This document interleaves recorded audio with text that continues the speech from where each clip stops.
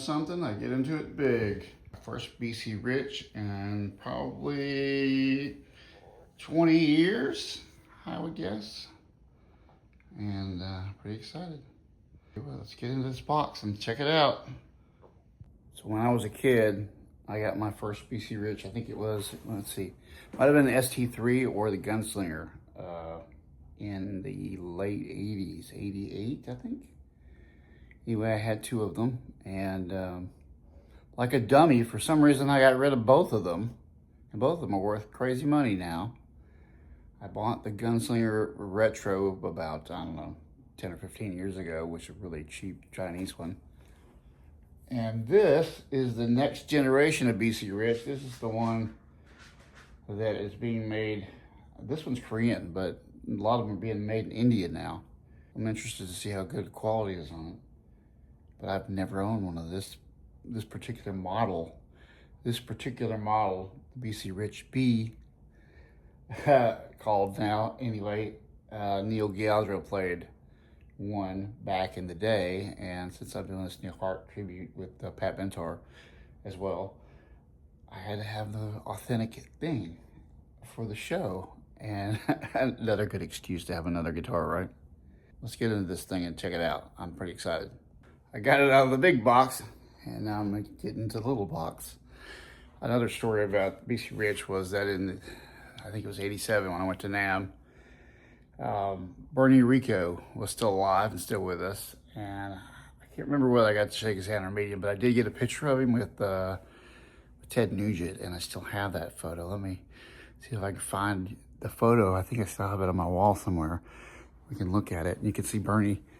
He seemed like a really great guy. You know, he made acoustic guitars apparently with his father, I think, and that's how he got into it. So let's see a little Bernie Rico. Yeah, kind of hard to see, but basically that's Ted Nugent with Bernie Rico at the NAMM show. And that's the pic that Ted Nugent gave me when I ran into him backstage one night. And he looks at me, and he just could tell I was a guitar player, of course, and he goes, "Hey kid, you want this pic?" And he's got a lady on his arm, and I'm thinking, yeah, Ted, I'll take that pic. And he gave me the pic, and he wandered off back to the tour buses, and that's the only time I met Ted Nugent, but it was pretty cool. It was like the football commercial where the kid, you got the jersey, you know, back in the day. So anyway, pretty cool. Think a little bit more about this guitar and who played one. You know, probably Lita Ford is probably the most famous person playing the double neck Rich Bitch guitar. Neil Gialdro played it in the Precious Time video. He had like a pearl pink one. I don't think he ever really played it on stage, but I just really dug this guitar, and I never owned it, and it has such a unique body style, and it's so unique. I think this particular one is called Ultraviolet, so we're about to get a little bit of a treat, I think.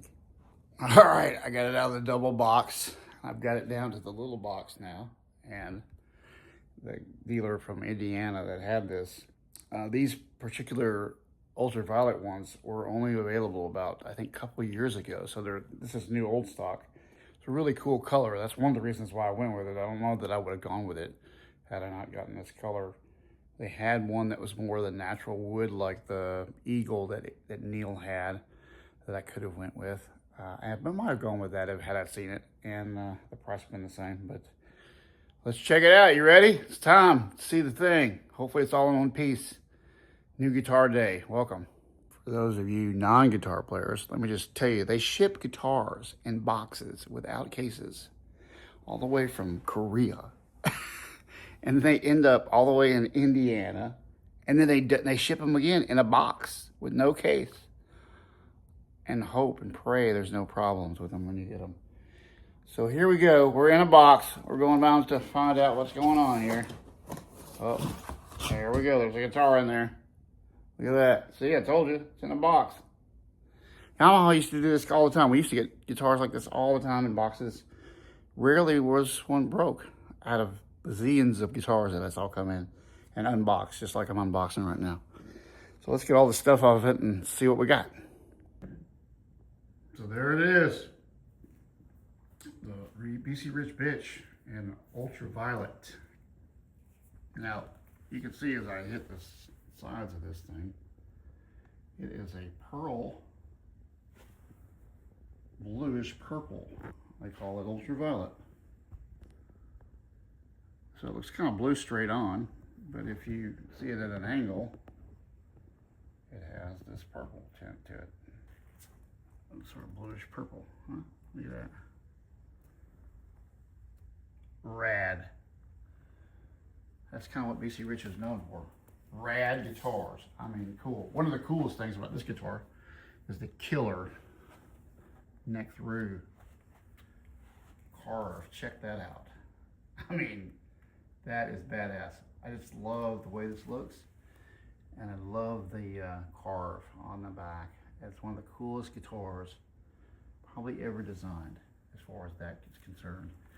As far as any issues, I don't see anything huge, nothing, maybe a little smudge or something, but that's it. Looks like we're good on surviving the ride.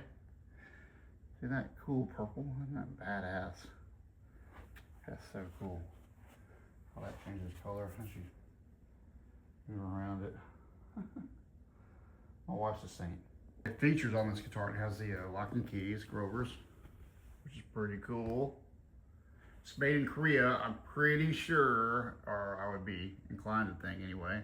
The same factory that makes the PRS SEs make this guitar, which is a fantastic factory, and they do amazing work. So that's one of the reasons why I bought it, because it was Korean, and I knew that they made some really great stuff over there, quality-wise, right up there with the best.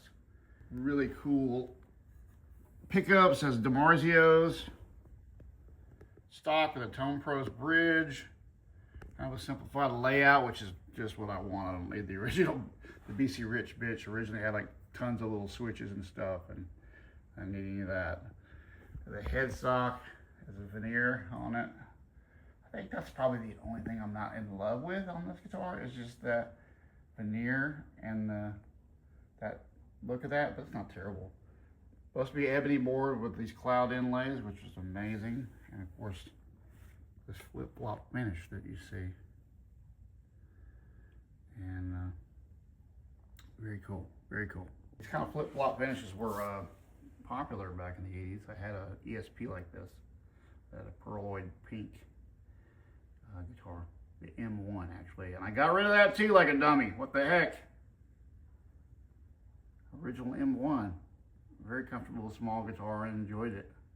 Played it a good bit, but I got into Floyd Roses and that was the end of that. All right, I picked it up. It's really light. It feels good. I really like them when they're light like that, or lighter. It's gonna be a great guitar, hopefully for the stage. I mean, how could it not be? Look at it. It's gorgeous. I get the sound just like I want it to, and all that is gonna be a great addition to the show that I'm so excited about right now with our new tribute show. It's been a year in progress. It's taken up half my life for a year, and slowed down my podcasting and everything, but I'm really hoping that we make this thing go big time, and this is my reward for busting my ass. All right, there's the aftermath. 2 boxes. That's when you know it's a good day, when you see a box on the floor that looks like your guitar case. Got some other hardware in there, some strap locks. That's pretty cool. Get those with it.